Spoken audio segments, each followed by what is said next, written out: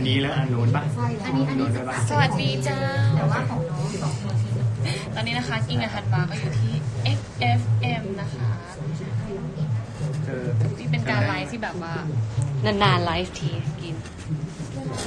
เวลาพูดกันขอพูดถามนิดนึงนะคะ ได้ค่ะ กินพูดหันหน้ามาทาง ได้ค่ะ ได้ค่ะ XFM ชิม XFM ชิ้นมาอ๋อโอเคค่ะพี่เต้นเอาอีกปึ๊บใช่โอเคค่ะรูปได้ค่ะ เพื่อไปที่ร้านเลยนะ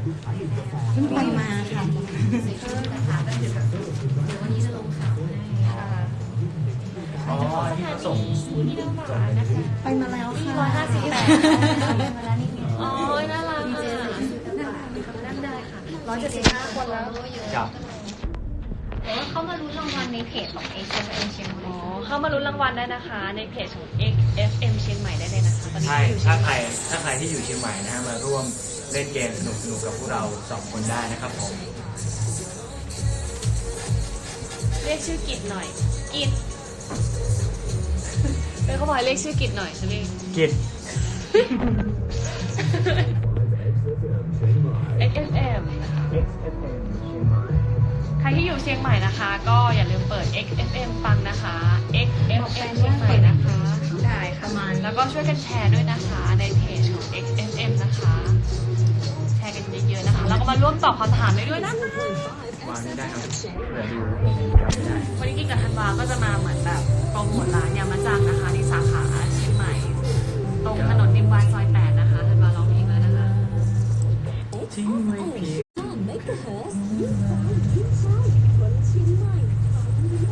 เยอะไหมครับ ตอนนี้มีคนติดตามในเพจประมาณ100,000 กว่าคน โอเค ใช่ แต่ว่าเราจะต้องรอให้ช่วงของมัน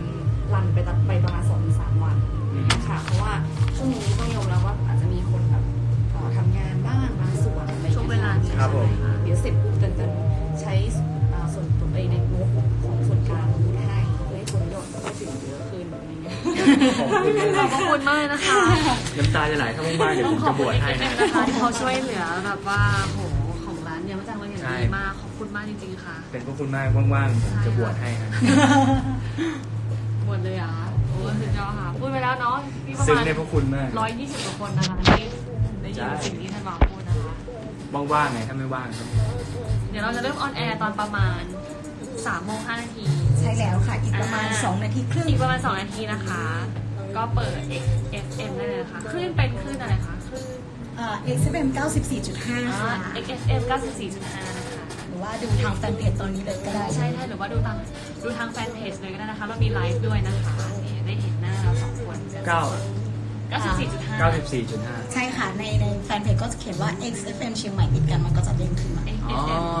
ง่ายๆไม่ยากแค่พิมพ์ว่า XFM ใน เชียงใหม่ แฟนเพจก็พอแค่นั้นนะคะ ก็จะขึ้นมาเลย XFM เชียงใหม่นะคะที่หนึ่งก็มา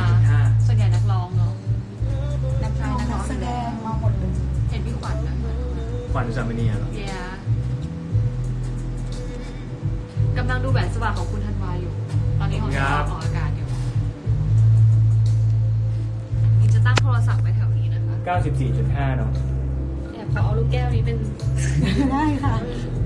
ได้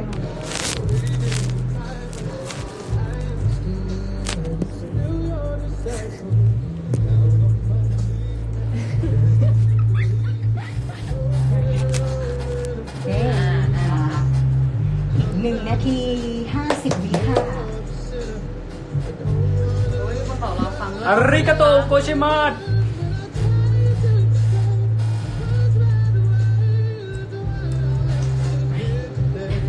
ดูเราได้ใกล้กล้อง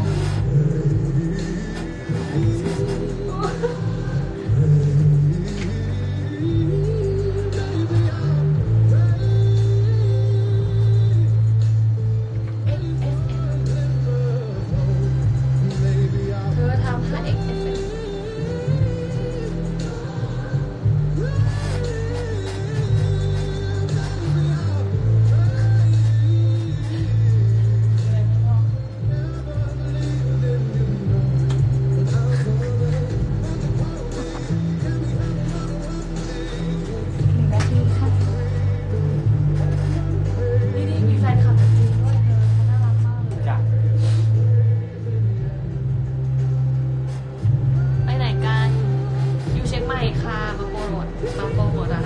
มากุโร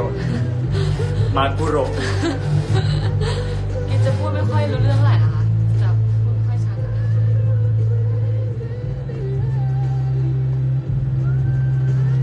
FM ขอยิ้มประกาศเลยนะ เรามี พี่นุชชี่ 20 วิค่ะ พี่มีประกาศ 94.5 FM สวัสดีคุณผู้ฟังอีกครั้งนะคะต้อนรับเข้าสู่ XFM เชียงใหม่ค่ะ 94.5 นะคะ แล้วก็ตอนนี้เราขอเลื่อนเวลาในการ X-Ray VIP มานิดหนึ่ง หลายคนคงรู้จักนะคะกับ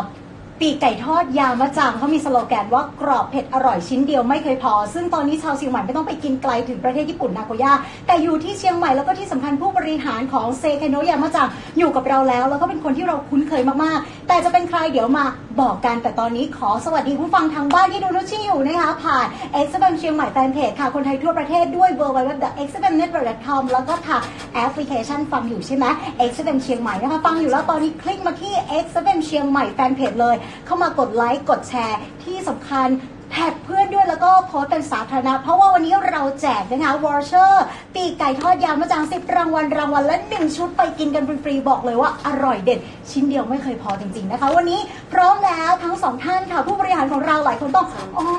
แน่ๆเลยเพราะว่าเขาเป็นทั้งนางแบบนักร้องนักแสดงเป็นนายแบบพระเอกโอ้โหทำทุกอย่างเลยจริงๆนะคะนั่นก็คือคุณธันวาสุริยจักรคุณธันวาค่ะและคุณอัศดาพรสิริวัฒนกุลหรือว่าคุณกรีนในช่วง X-Ray VIP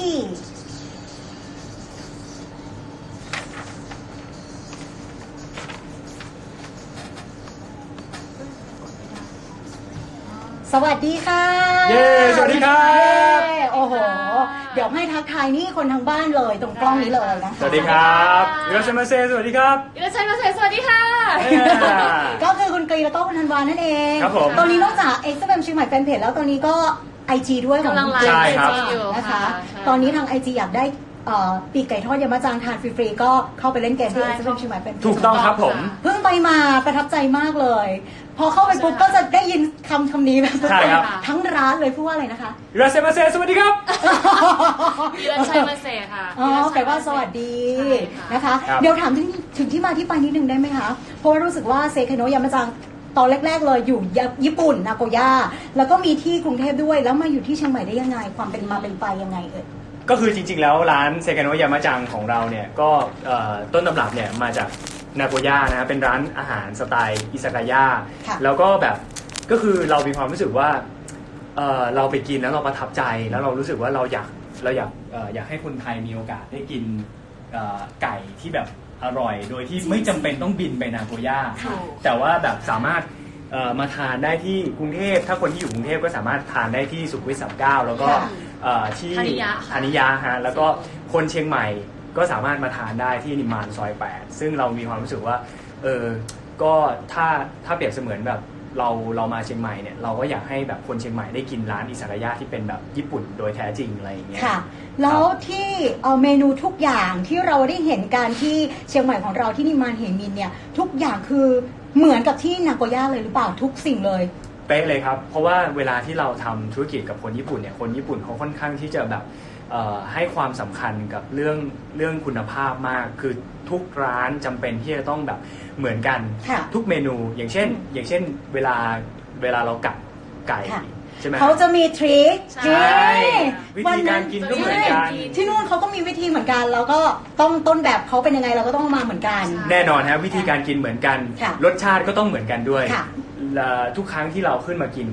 ก็เราก็จะแบบQC ไปดูquality control อะไรเงี้ยก็ ค่ะ ก็จะแบบว่าเฮ้ยยังเป็นเหมือนเดิมคือทุกอย่างต้องบอกว่าญี่ปุ่นเขาเป๊ะจริงๆแล้ว คือ เขา เราไปเห็นที่ญี่ปุ่นเขาไปทานมาก่อน เราไปทานที่นู่นมาก่อนแล้วเราชอบ อืม เราติดใจเรา ก็เลยแบบมาเปิดที่ประเทศไทยหรือเปล่า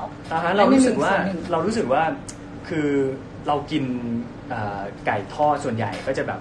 ก็จะไม่ได้แห้งกรอบอะไรเงี้ย ค่ะ แล้วเรารู้สึกว่าเฮ้ยไก่ของเรามันเป็นอะไรที่เป็นแบบ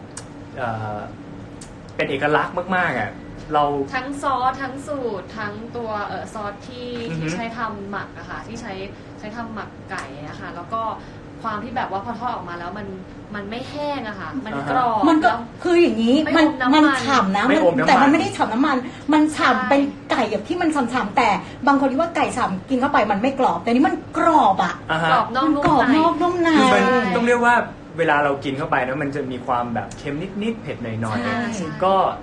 เวลาเราถามเพื่อนๆเราเนาะว่าเฮ้ยกินแล้วรู้สึกยังไงเขาก็จะพูดว่า full flavor ใช่ฟูลเฟเวอร์จะ ครับ ฟูลเฟเวอร์ ก็จะแบบว่าเฮ้ยครบในหนึ่ง ครบ เดียว รส อะไรอย่าง คร เงี้ บ ย รส ใน จริ ห งๆ นึ่งเดียวอะไรอย่าง ใช่ เงี้ย ค่ะ แล้วก็ไม่มีที่ไหนเหมือนแน่นอน ต้องไปทานที่นี่เซคาโนะยามาจังที่นี่ที่เดียว ใช่ นอกเหนือจากไก่แล้วคุณกรีนมีอะไรที่แนะนำสำหรับเมนูอื่นๆไหม มี คะ ค่ะ มีเป็น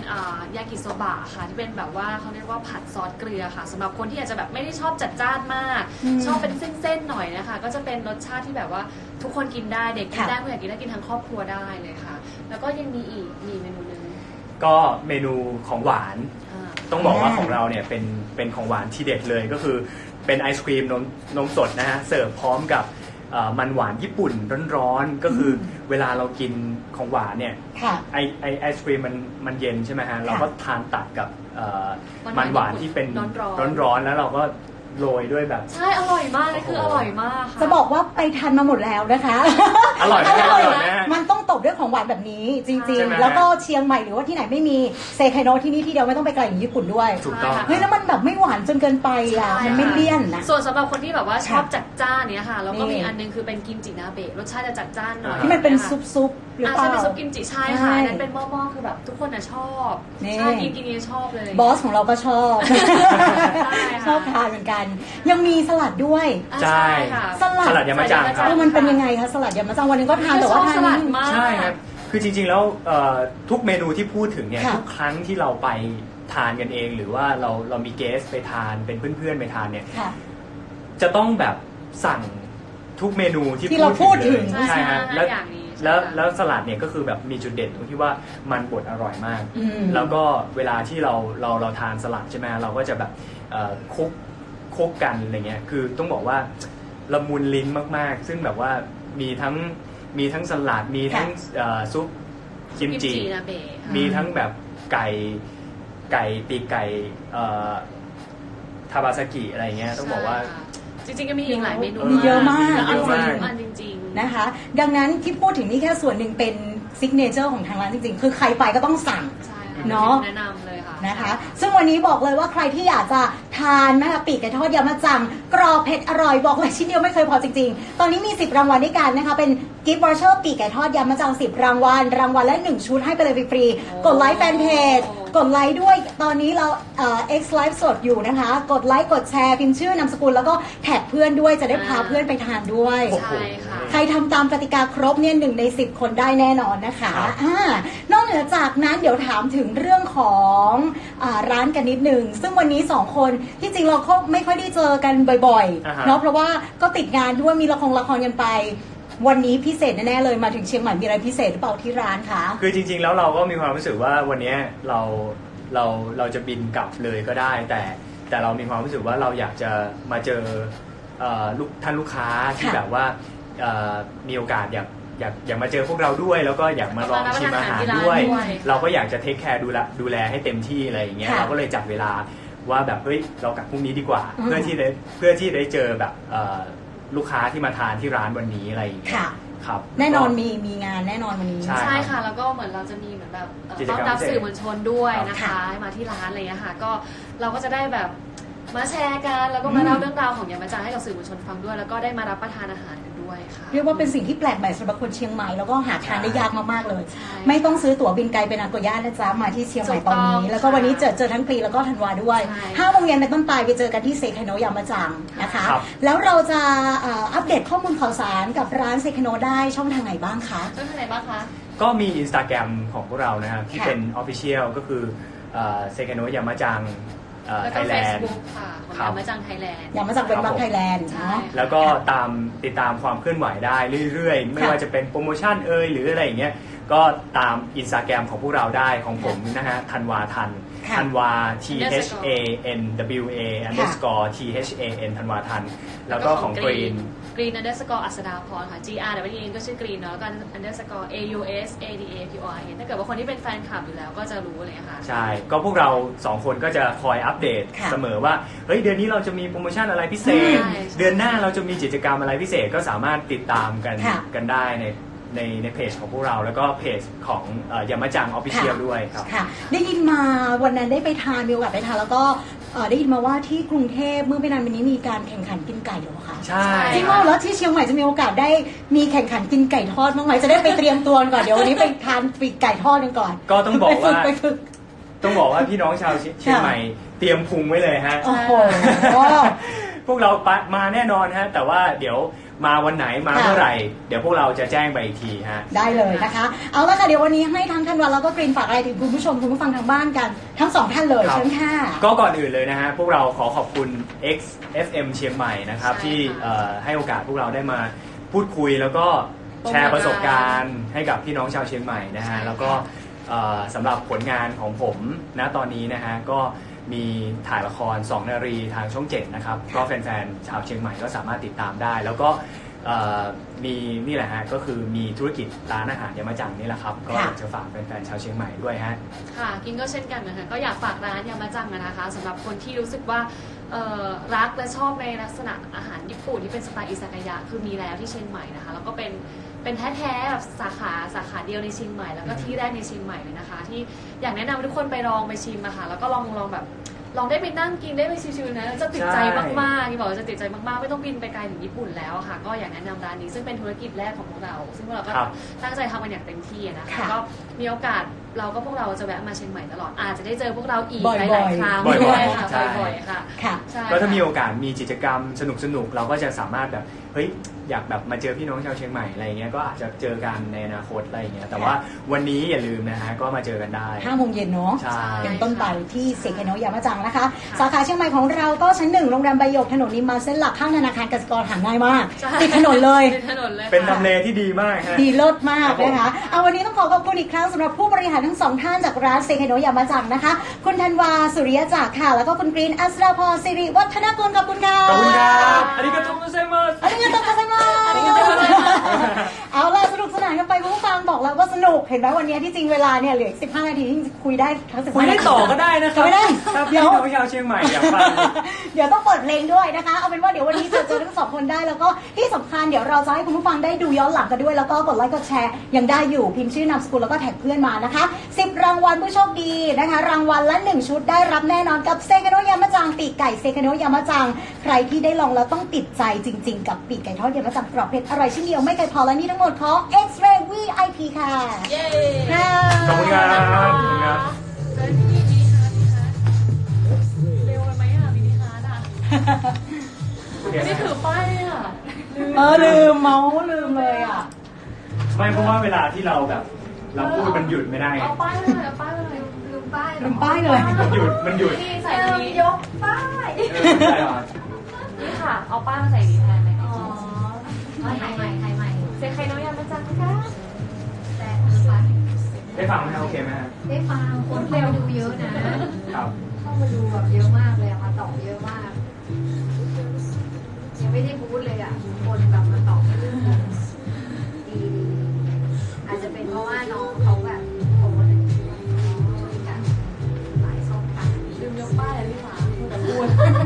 เราไม่ยินละมาหน้าไปแล้วเขาแบบยก เมาส์มาก ไม่สะกิดอ่ะ หนูก็เมาส์มัวแต่มา ไม่สะกิดอ่ะ ไม่ดูพงดูพลอยไม่ดูอะไรเลย สวัสดีค่ะเดี๋ยวพี่ถนนนิมมานซอย8แล้วจ้ะค่ะ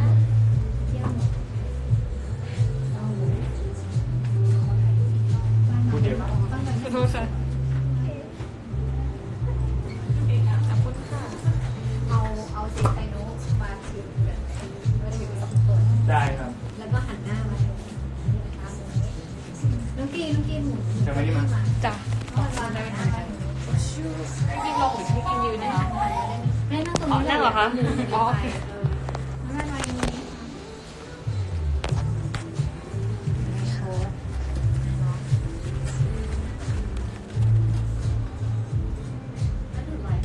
อ๋อเหรอ ค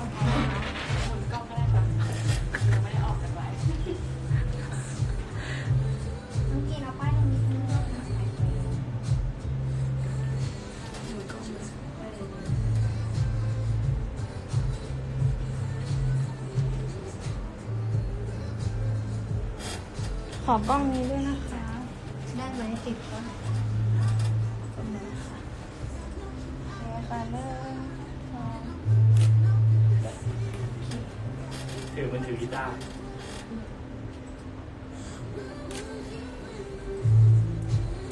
กระโปรงมันเหมือนอันนี้เลยหนูขอโทษนะคะมันเหมือนแบบเปิดจนมันเป็นอันเนี้ยเอาอย่างนี้เนาะมันเป็นเหมือนอะไรของมัน ใช่ ไม่เป็นไรนะขายของ ขาย ขายของ โอเคค่ะไหวนะคะ1 2ขอน่ารักเล่นๆหน่อยก็ได้ค่ะโอเคค่ะ1 2ลงนะคะโอเคค่ะ ฟ้าถ่ายให้พี่ด้วยเดี๋ยวพี่ไปอยู่ต้องหนีก่อนนะ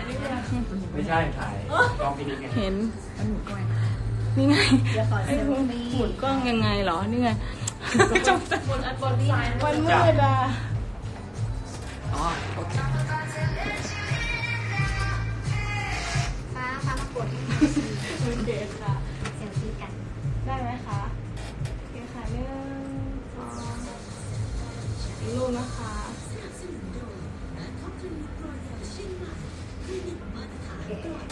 พี่ห ข วั อบ ง คุณครับ ถ่ายกล้องเลย เอาไปด้วยใช่ไหมโอเคค่ะ1 2ลูกนะคะโอเคค่ะ อยากได้รูปจังเลย อ๋อเดี๋ยวส่งให้ในกลุ่มอยู่แล้ว เดี๋ยว ได้ เรา จ้ะ ส่งกันที่ร้าน ได้ เพราะเดี๋ยวต้องมุกกันไปรอเพราะเดี๋ยวนักข่าวมา10นักข่าว1 ท่านมา10ตัวท่านเนี่ยเป็นคนตามเพจเยอะมาก อ๋อ เขาเลยต้องการความไพรเวทในการเก็บภาพอาหารถ้าเรากินไปเราจะไม่ได้เขา ซึ่งหลักผมมากนะครับ มากมาย เราอาจจะไม่รู้จักกันแต่ว่า พี่ก็เต็มที่ทุกคนแหละเดี๋ยวพี่เอก็ส่งน้องๆมาถ่ายคู่อะไรก็มาเวลาโปรโมทก็ไม่เป็นไรมีกิจกรรมอะไรก็บอกกันพี่ก็ต้อง อ๋อพี่สนิทกับพี่เอด้วย ใช่ก็พี่ แสดงว่ารู้จักพี่ออสใช่ไหม รู้จักพี่ออสพี่เอเนี่ย ครับ รุ่นกันตั้งแต่แบบที่นี่19 ปีก็ลงมาตอนเอฟมา10 ปีแล้วอ่ะดูที่40แล้วนะ ผมอาจจะแบบไม่ได้เดินทางสายนี้แต่ว่า ก็ต้อง เป็นนักแสดงไง ต้อง แล้วก็ เข้าใจนิดนึงเชียงใหม่ค่ะ ใช่ไหมเนาะ แต่เมื่อก่อนที่เป็นลูกค้าร้านดูนะไปนั่งประจำทุกเย็นแล้วก็แบบพอเขาเปลี่ยนแล้วก็เปลี่ยนไปร้านใหม่ก็เลยบอกคุณฟ้าอีกว่าพี่ไม่รู้เลยเพราะว่าก็ไม่ได้เห็นโปรโมทแบบในสื่อไม่รู้อะไรอย่างเงี้ยเนาะก็ไม่เข้ามาช่วยกันแล้วเดี๋ยวเราค่อยแบบดูแอคทิวิตี้นี่พี่เบียร์ก็เพิ่งถ่ายไปถึงเดี๋ยวเราลองวัดเสร็จดู